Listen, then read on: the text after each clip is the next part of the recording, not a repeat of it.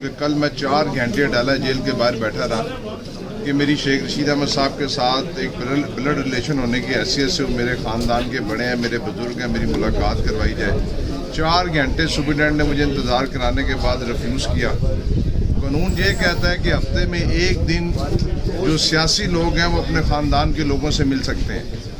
آج چوتھا 5واں روز ہے، میرے خاندان کے کسی فرد کو شیخ رشید احمد صاحب کے ساتھ ملنے کی اجازت نہیں ہے، نہ گھر سے کھانا دیا جا رہا ہے، اور کل آخری دن ہے ان کا نامینیشن پیپر کا۔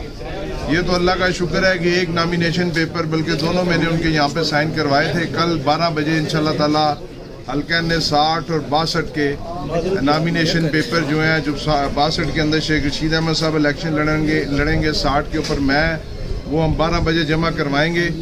اور میں یہی کہنا چاہتا ہوں کہ شیخ رشید احمد صاحب کوئی دہشت گرد نہیں ہے، اور 4 گھنٹے میں ڈیالہ جیل کے باہر کھڑا رہا۔ یقین کیجئے ایک سے ایک بڑی گاڑی براہ راست اندر جا رہی تھی، جو چوروں سے، ڈاکوؤں سے، دہشت گردوں سے ملنے جا رہی تھی، لیکن ایک پاکستان کا سب سے سینئر ترین پارلیمنٹیرین اپنے خاندان کے لوگوں سے نہیں مل سکتا۔ اس کا جرم کیا ہے؟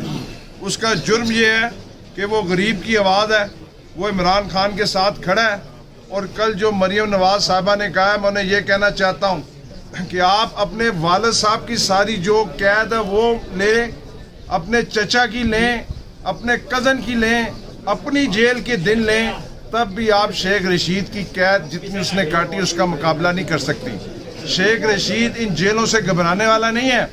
شیخ رشید کو اللہ تعالیٰ سرخرو کرے گا انشاءاللہ تعالیٰ۔ اس ملک کی عدلیہ سے انصاف چاہتے ہیں اور ہمیں انصاف ملے گا، اور ہمیں آج انشاءاللہ تعالیٰ 3 بجے جو بھی فیصلہ آئے گا ہمیں وہ قبول ہے۔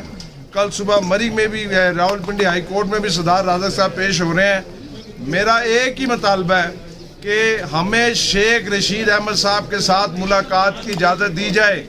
ہمیں نہیں پتا ان کے ساتھ اندر کیا سلوک ہو رہا ہے، ان کو کون سے ڈیتھ سیل کے اندر رکھا گیا ہے، ان کو میڈیسن مل رہی ہیں نہیں مل رہی ہیں، کھانا 3 ٹائم بھیجتے ہیں، تینوں ٹائم کھانا وہ اٹھا کے باہر پھینک دیتے ہیں، کہتے ہیں کہ وہ نہیں، ہم نہ دیں آپ کھانا، نہ میڈیسن، ان کا قانونی رائٹ ہے، حق ہے۔ اور دوسرا میری ملاقات جو بڑی ضروری ہے، آج میں نے جج صاحب کو ریکویسٹ کیا صدار رازق صاحب کے ذریعے، پنجوتا صاحب کے ذریعے، کہ میری ملاقات کروائی جائے تاکہ میں ان کی خیریت دریافت کر سکوں۔